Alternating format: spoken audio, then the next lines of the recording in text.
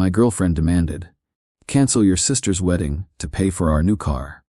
I sent her the bill for the car, showing I paid for it in full with my sister's help. My sister then introduced me to her best friend, who was the dealer selling the car. Her betrayal resulted in my immediate exit and a new partner. Don't miss the twist. Subscribe to the channel and be part of the journey. I, Gavin, age 31, male, had been with Miranda, age 28, for 4 years.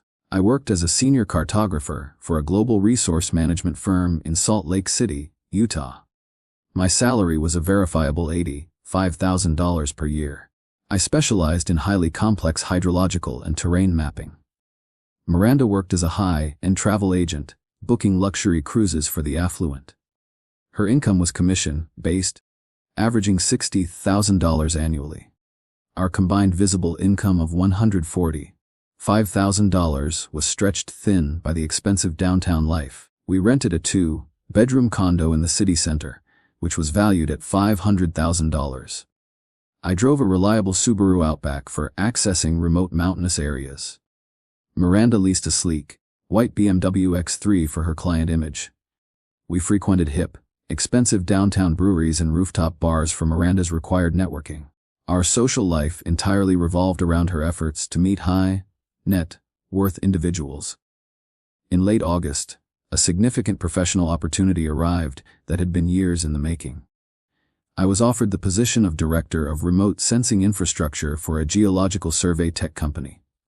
This elite role was based in Bergen, Norway. The compensation package was exceptional and completely career-defining. It included a base salary of $220,000. Additionally, they offered a substantial $75,000 relocation bonus. The total annual cash compensation was $295,000. I knew accepting this position was the necessary next step for my professional growth. I presented the official offer to Miranda one evening while we were preparing dinner. "This new job is a massive promotion," I explained calmly. "It moves us to Norway with triple the salary," I added, citing the facts. Miranda looked at the offer, then frowned in clear disdain. "Norway is cold, and the tech scene is completely irrelevant, Gavin. This is the global lead role in my field," I responded, keeping my voice level. She laughed, a short, sharp, unpleasant sound. "Director of Infrastructure sounds like a fancy clerical title. It involves strategic, multi-million-dollar asset management," I answered steadily. She then focused on my younger sister's upcoming wedding. "Your family cares more about that silly wedding than real money." "My sister's wedding is a priority for me," I said, meeting her gaze. Her outright mockery of my life plan cemented my decision. Update 1. I quietly accepted the director position the following morning. My start date was set for the first week of December, allowing 3 months for precise transition.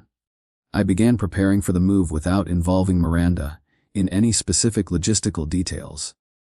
I knew any discussion would only result in intense, negative conflict. Miranda continued her cycle of casual, public dismissal. She repeatedly told her colleague Scott that the offer was a desperate failure. "Gavin thinks he's a world traveler, but he's just a map clerk," she commented to Scott on a call. Scott, who often socialized with us, fully sided with Miranda's opinion. Our circle of acquaintances also seemed to dismiss the job as a lateral move. "Why leave the Rockies for rainy Fords, Gavin?" Scott asked me once. "I am moving toward professional security," I replied simply. I initiated decisive steps to secure my future. I opened a new bank account at a separate, national institution. I began quietly moving the majority of my savings into this new account. I secured a small, modern flat in Bergen overlooking the fjord. I also reached out to my corporate lawyer, Ms. Chen, to discuss pre-divorce planning. I outlined Miranda's behavior and my career move. Ms. Chen advised me to maintain my documentation and remain emotionally detached. My sister, Lauren, also confirmed her full support for my move.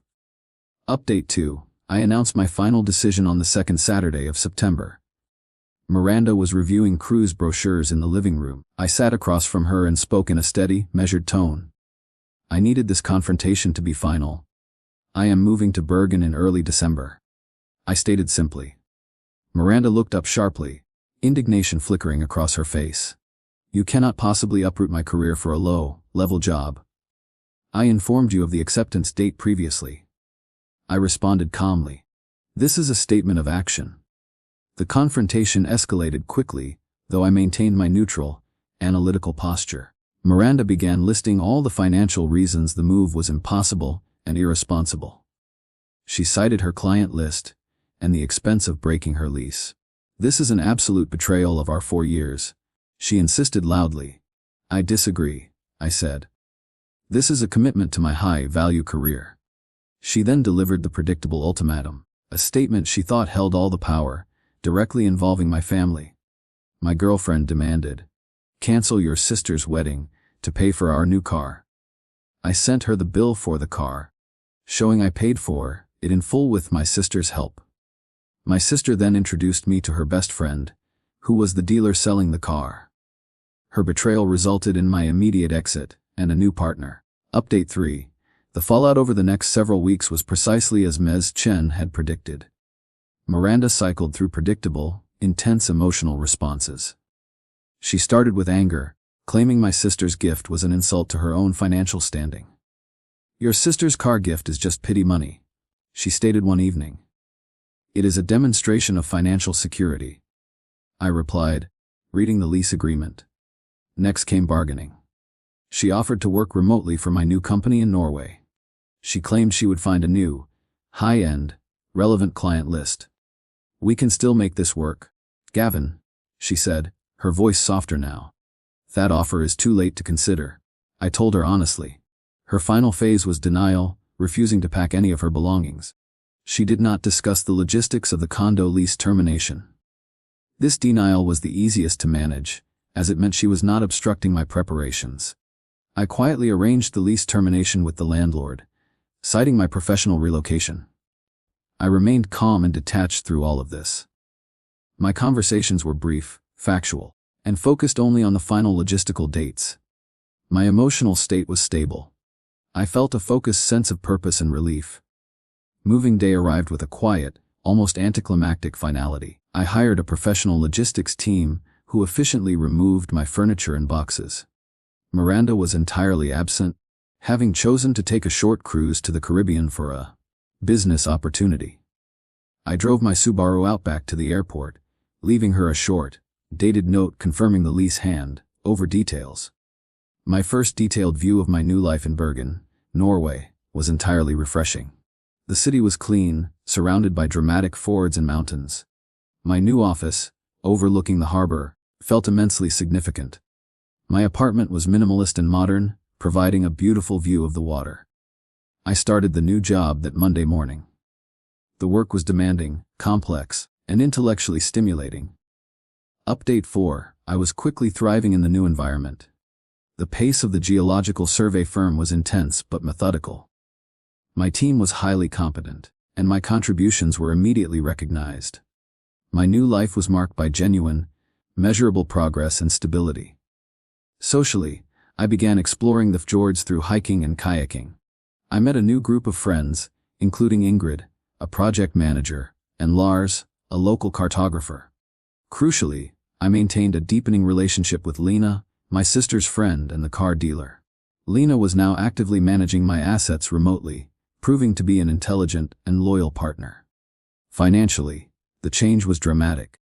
My $220,000 salary meant I was saving substantially every month. I used the relocation bonus to fully furnish my new flat. My lifestyle improvement was noticeable but controlled, focusing on professional quality and investments. By late July, 8 months into the role, I achieved my first major milestone. I successfully optimized a massive data processing pipeline, resulting in a 3% increase in project efficiency. This achievement resulted in a substantial mid-year performance bonus. The bonus check was for $50,000, which I immediately put into my investment portfolio. Around this time, the first hesitant tendrils of Miranda's network began reaching out. Scott, the friend who had called my move pathetic, sent me a vague email.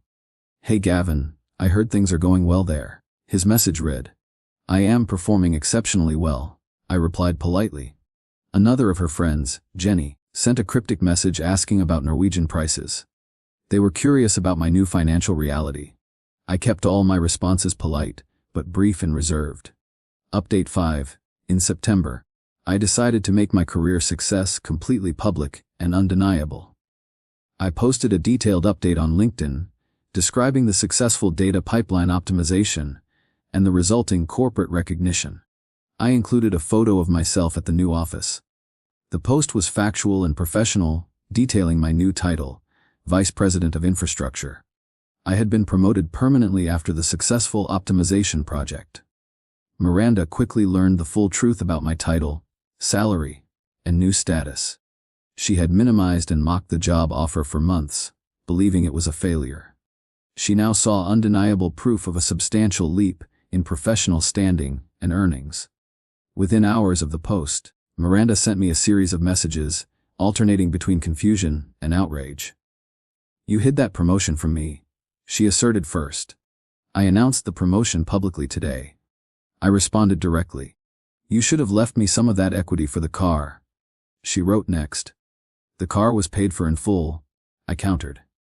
Scott, the friend who had sided with her, sent an apologetic email. He admitted they were misled by Miranda's constant insistence that my job was a failure. "We feel terrible for misjudging your ambition," he wrote. My brother, Daniel, called to confirm his pride. "Your calm exit was the correct and smartest decision?" Daniel confirmed. Update 6. In late November, Miranda visited Bergen unannounced. She claimed she was there for a cruise industry meeting, but admitted her true purpose was to see me. She called my office line and asked to meet. I agreed to meet her at a busy, neutral cafe near my apartment building. I wanted the conversation to be public and brief. When she sat down, she immediately claimed she had spent the last year realizing her professional ambitions were misplaced. "I see things clearly now, Gavin," she said, looking straight at me. "What exactly do you see clearly?" I asked, holding my coffee cup steadily. "I see I was foolish and too demanding about the car," she continued, her voice soft. I referred only to her past actions and her social media posts, maintaining complete factual accuracy. "You demanded I cancel my sister's wedding." I stated the fact. "That was only out of financial pressure," she responded quickly. I then referenced her recent online activity, specifically her posts complaining about the high cost of living in Salt Lake City without my income. "Your posts still lack accountability," I pointed out. She shifted tactics and insisted on returning, attempting to appeal to our shared past. "I want to come back to Bergen," she said. "We can try again." I declined calmly, explaining that the separation was permanent and well documented. I was already in a stable relationship with Lena. "There is no possibility of reconciliation," I told her. Update 7. Miranda did not accept the decline gracefully. She attempted a brief, aggressive period of legal and online retaliation. Her first move was to send a letter through a Salt Lake City lawyer demanding a portion of my Bergen bonus. The letter was poorly constructed and based on the outdated, legally inaccurate premise that we were a couple when the bonus was earned. My corporate lawyer, Ms. Chen, managed the legal attempt efficiently. Ms. Chen sent a clinically precise reply that cited the finality of the separation and the legal status of the Bergen contract. She highlighted the dates of my move, proving the bonus was purely post-separation property. The lawyer ceased contact immediately. Online, Miranda tried to damage my professional reputation. She posted vague accusations on a popular travel industry forum, implying I had misused company resources during my transition. She claimed I was a ruthless, ambitious climber. Her online claims quickly collapsed under scrutiny. Two of my former colleagues independently exposed contradictions in her claims. One colleague confirmed that my relocation was standard and the bonus was performance-based. Her attempts at character assassination backfired severely. My reputation remained entirely intact. Update 8. 1 year later, my life in Bergen had achieved a stable, prosperous equilibrium. I was wealthier, more established as vice president, and deeply satisfied with my independence. My investment portfolio was performing excellently. I was in a committed, respectful relationship with Lena, my sister's friend and now my business partner. Lena was intelligent, highly analytical, and appreciated my quiet focus on stable growth. In December, on the anniversary of our separation, Miranda sent a final, short message of regret via an old email address. I realized my terrible mistake. The email read, "I should have trusted you and your potential," she continued. I took the time to craft a short, polite reply that closed the door completely. "I wish you clarity in your future professional endeavors," I wrote. I then immediately archived the message and continued planning a weekend sailing trip with Lena. The past was a closed file.